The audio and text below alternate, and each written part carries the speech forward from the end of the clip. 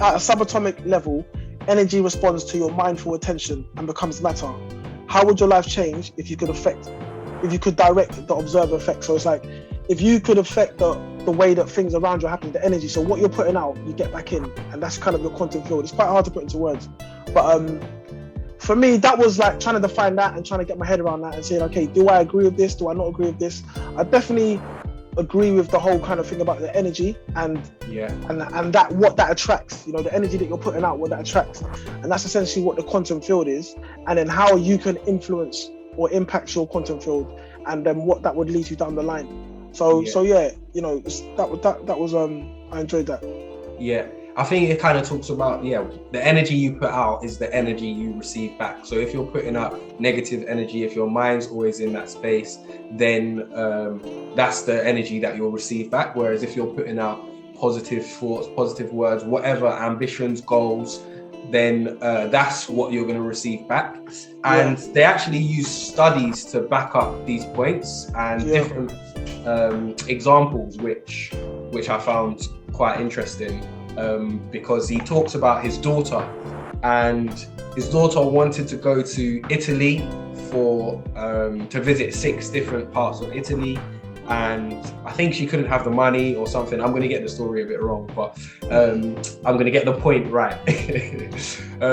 She wanted to go to Italy, and the author told her, visualize what it would look like and how you would feel, connect with your emotions, how you would feel, respond, think if you actually went to Italy and did everything that you wanted to do. Really put yourself and put the energy out there that's what you want to go experience, the emotions that you'd get for doing the things that you want to do. So she did it, and she did it regularly, and then an offer come in for her to go to Italy, some kind of internship or something, and she was over the moon. She's like, yeah, Dad, like I've put it out there and it's great, like I can go to Italy.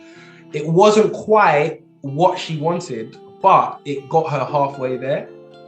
And he said, no, this isn't what you've asked for. You want to go there and get paid. You know, you don't just want to go there and be a volunteer. You want to go there and get paid.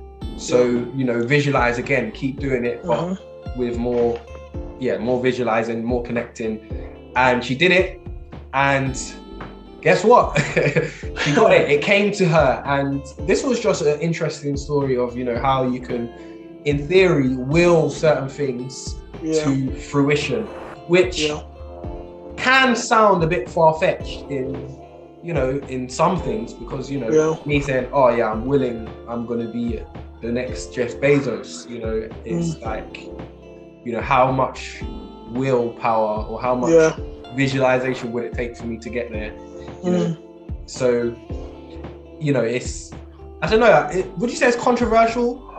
I wouldn't say it's controversial. No, I wouldn't say it's controversial. It's he describes that as, it's called wave patterns. So when you hold a clear, focused thoughts about your purpose, accompanied by your passion and emotional engagement, you are broadcasting a stronger electromagnetic signal that pulls you towards your potential, and the reality matches what you want. So that's what it's called, wave patterns. So, and I agree with that. I do, you know, I think, but it's more than just, you have to really believe it. And like the key word there is emotional for me.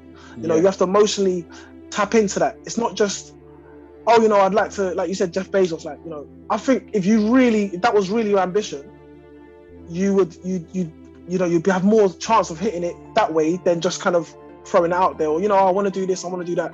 You know, I feel like any of your desires, the more emotionally charged up they are, and the more emotionally invested they are, the more likely it is to happen. And that's kind of me speaking from experience as well. Yeah. If I'm honest with you. And then, like, another area where he talks about is regarding gratitude. So it's all kind of interlinked. So, you know, one thing which he said is like, with gratitude, that you need to be grateful as though you've already received what you're asking for. Yeah. So I mean, it's weird with this book here. This book was like interesting to me on so many levels, and it's like, I think a lot of it ties into what your belief system is, you know, because like with things like with prayer, I pray a lot, and then when it's prayer, it's like I might pray for something once and then I don't pray for it again.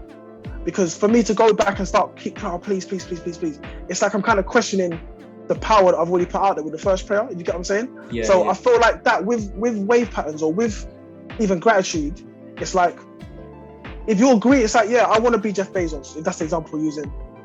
And you live and you kind of really live that, or I want to do this, or whatever it is. So you have to kind of project your mind forward. And that's what he's talking about with his daughter when the whole thing was the whole Italy thing.